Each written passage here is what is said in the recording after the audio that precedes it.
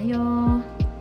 Ito uli ako ngayon. Magluluto tayo ng steamed fish at saka isang fried tilapia. Unahin natin mamaya ang steamed fish. So, lilinisin ko muna at sariwa po itong isda natin. Gumagalaw pa. So, maglilinis muna tayo.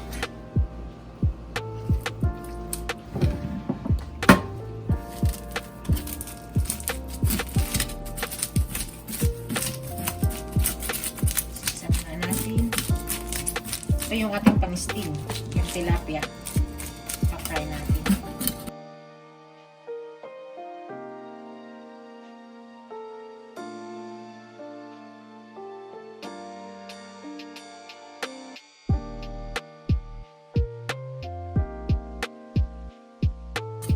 Sariwa po ito mga kaibigan.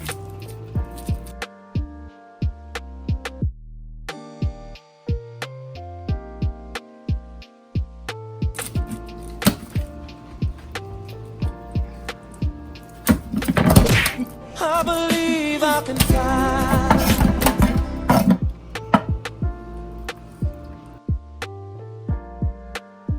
Ngayon, mga kaibigan, mag-steam na tayo ng isda. So, steam fish. Ito po yung ating kailangan.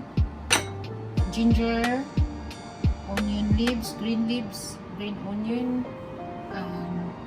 5 spoon of sauce. Gumamit ako ng Kikoman, pero usually mayroong nabibilin sa Chinese na pang sauce talaga ng steam fish, pero hindi ako nakabili noon. Ito na lang Kikoman nila.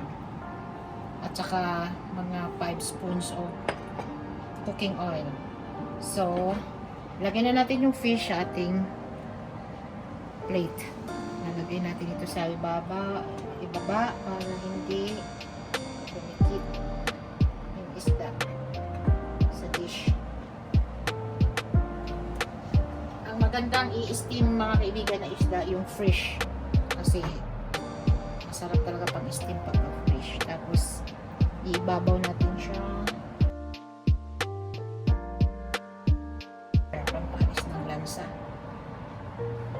Toyo at saka yung onion leaves iset aside muna natin. Mamaya na natin ilagay after ma-steam natin yung isda. So, steam muna natin. Magpapakulo muna tayo ng tubig. Yan, i-steam na po natin ang ating isda. After 15 minutes, hanguin na natin at tapos lalagyan natin siya ng mainit na mantika at saka green onion. So, hintayin muna natin maluto within 15 minutes. After 15 minutes, luto na ang ating steam fish. Tapos, mag-init tayo ng mantika.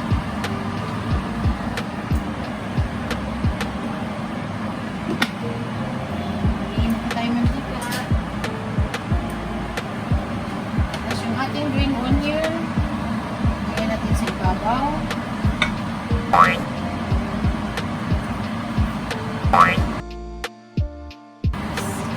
Tingnan natin kung mainit na yung ating mantika. Okay, mainit na. Buhos po natin.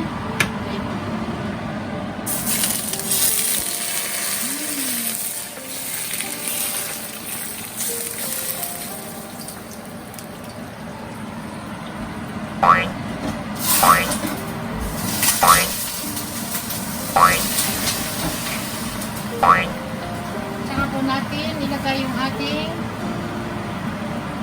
steam sauce. Yan, masarap na yan.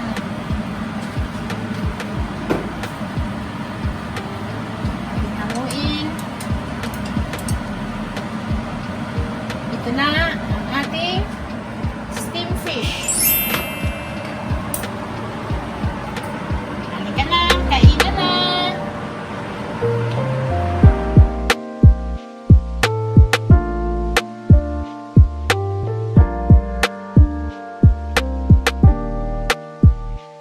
Ngayon mga kaibigan, magprito tayo ng tilapia. So, gilitan muna natin para malagyan ng asin.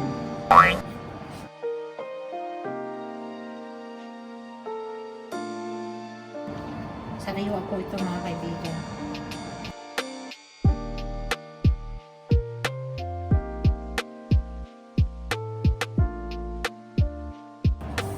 Set aside muna natin. Tapos magpainit tayo ng mantika. Ito ang ating mantika. Hintayin muna natin uminit. Mga kaibigan, medyo mainit na po ang ating mantika. So, lalagay na natin yung ating tilapia. Ingat lang dahil mainit.